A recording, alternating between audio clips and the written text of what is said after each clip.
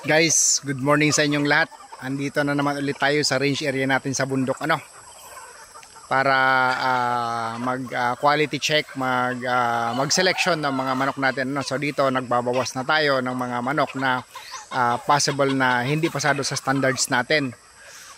And at the same time sinusort na natin itong mga pang-expo natin, at the same time yung mga sale natin So pinipili talaga natin na maayos ang maibigay natin. So tingnan natin. Ayan. So ito yung mga 4 months old na So ito yung sabi ko na may available tayo na 30 slots babae at lalaki, tig 30 sila. So I think may mga nakapag-avail na.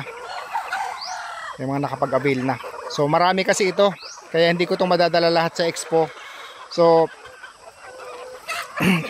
pipiliin ko lang naman ang ilan dito. Tapos sa expo siguro magdadala tayo kahit mga tig 50 peraso, 50 babae, 50 lalaki lang.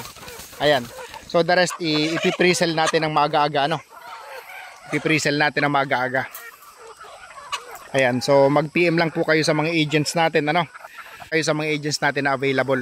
Kasi i-out po natin ito, karamihan ito I-out natin karamihan ito. Dahil mga pampalugon ko dapat ito for big event for the coming years, kaya lang maglilipat ako ng farm, so medyo kailangan nating mag-asikaso muna ng mga talian. Hindi pa nakakaplastar ang mga talian natin.